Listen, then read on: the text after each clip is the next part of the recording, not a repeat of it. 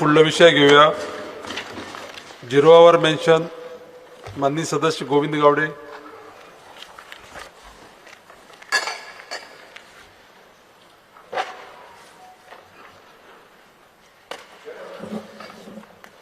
Speaker sir, the attention of the House is drawn as regards the concern of the Goans as regards the financial irregularity of Samruddha Jeevan Foods India Limited, wherein a substantial number of Goan citizens have been cheated of their hard-earned savings through the fraudulent deposits and the investment scheme.